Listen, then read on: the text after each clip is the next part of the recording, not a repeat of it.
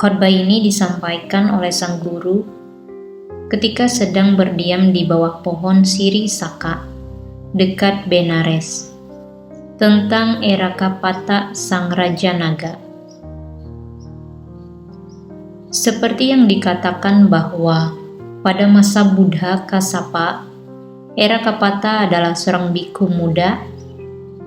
Pada suatu hari, ia menaiki sebuah perahu di tepi sungai Gangga dan berlayar.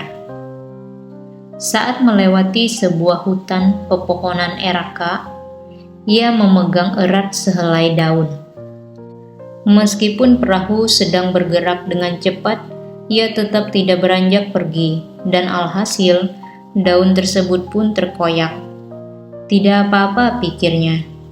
Walaupun ia telah bermeditasi di dalam hutan selama 20.000 tahun tanpa pernah mengakui kesalahan yang diperbuatnya sendiri, kala ia meninggal, ia merasakan seolah daun Eraka sedang mencekik lehernya.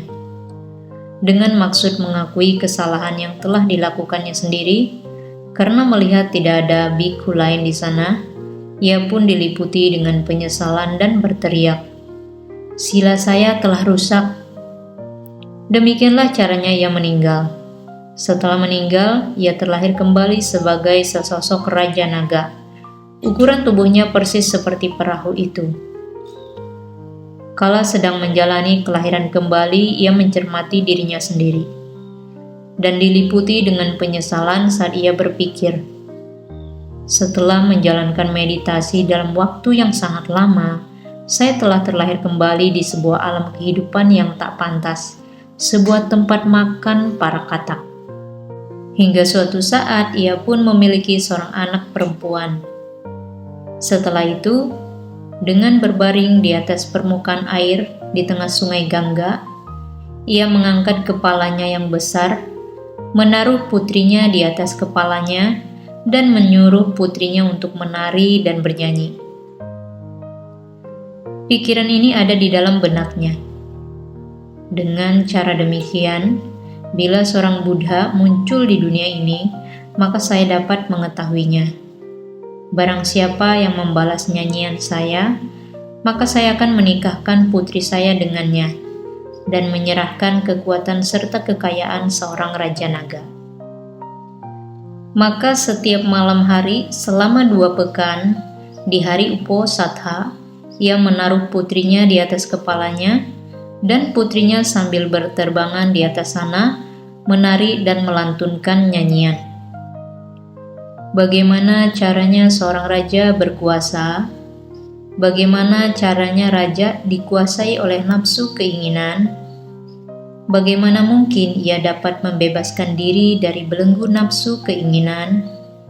Mengapa ia disebut sebagai seorang dungu? Semua lelaki di Santero Jambudvipa berkata kepada diri mereka sendiri, "Mari kita rebut putri naga." Kemudian, dengan berusaha semampu mungkin, mereka memberikan jawaban dan melantunkan nyanyian. Namun putri Raja Naga tetap menolak mereka. Setiap malam, selama 2 pekan ia menari dan bernyanyi di kepala ayahnya. Hal ini terjadi pada interval antara 2 orang Buddha. Setelah sang guru muncul di dunia ini, kala beliau sedang mengamati keadaan dunia di saat subuh, beliau mencermati bahwa Erakapata sang Raja Naga dan Uttara sang Brahmana muda telah masuk ke dalam jejaring kebijaksanaannya. Kemudian beliau berpikir, apa yang sedang terjadi sekarang? Dan beliau lantas tersadarkan dengan pikiran berikut. Hari ini adalah hari Erakapata, sang Raja Naga akan menaruh putrinya di atas kepalanya dan menyuruhnya untuk menari. Uttara, sang Brahmana muda ini, akan melantunkan nyanyian yang saya ajarkan kepada dirinya. Akan mencapai tingkat kesucian Sotapanna dan mengingat nyanyian itu di dalam benaknya, serta menghampiri Raja Naga.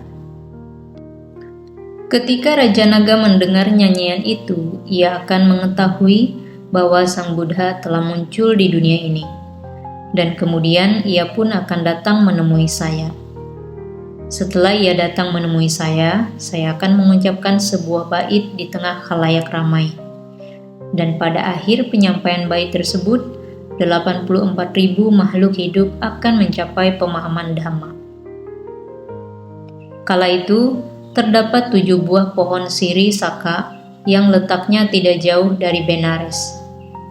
Dan sang guru pun langsung pergi duduk di bawah salah satu pohon tersebut.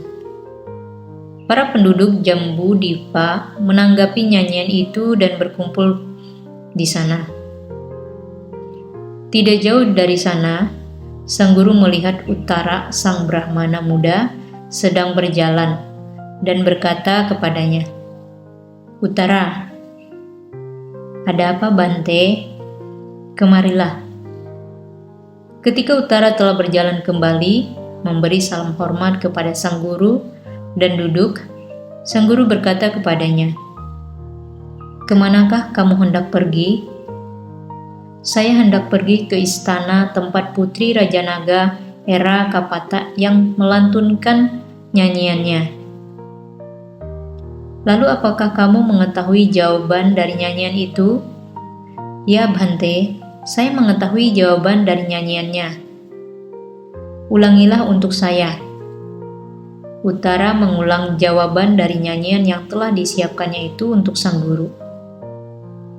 Kemudian sang guru berkata, "Itu bukan jawabannya. Saya akan memberimu jawabannya. Apakah kamu akan membawanya untuk pergi menemui putri Raja Naga?" "Ya Bhante, saya akan melakukannya."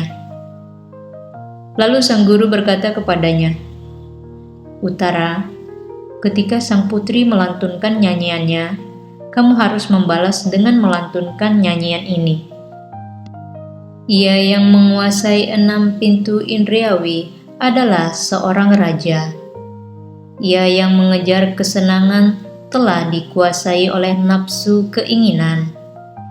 Ia yang tidak mengejar kesenangan telah terbebas dari nafsu keinginan.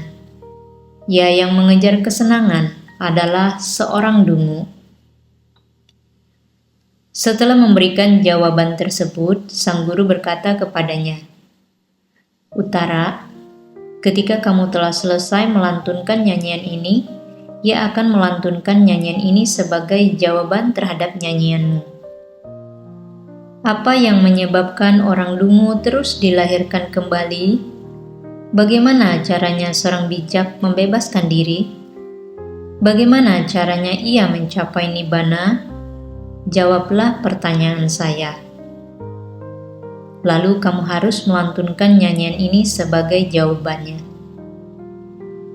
Disebabkan oleh nafsu keinginan, orang dungu terus dilahirkan kembali. Dengan tekad penuh orang bijak membebaskan diri. Ia yang telah terbebas dari segala bentuk kemelekatan, barulah dikatakan telah mencapai nibbana. Uttara mengingat jawaban tersebut, dan saat ia melaksanakannya, ia mencapai tingkat kesucian Sotapanna. Setelah mencapai tingkat kesucian Sotapanna, ia membawa pergi bait tersebut. "Ho!" teriaknya, "saya telah membawa serta sebuah jawaban dari nyanyiannya. Berikanlah jalan untuk saya." Orang-orang sangatlah ramai saat ia sedang berjalan, sehingga ia pun menendang lutut orang-orang. Putri Raja Naga berdiri di atas kepala ayahnya, dan seraya berdiri di sana, menari dan bernyanyi. Bagaimana caranya seorang raja berkuasa? Uttara melantunkan jawaban. Ia yang menguasai 6 pintu indriawi adalah seorang raja. Putri Raja Naga kembali berlantun. Apa yang menyebabkan orang dungu terus dilahirkan kembali? Kemudian Uttara melantunkan bait berikut sebagai jawabannya. Disebabkan oleh nafsu keinginan, orang dungu terus dilahirkan kembali.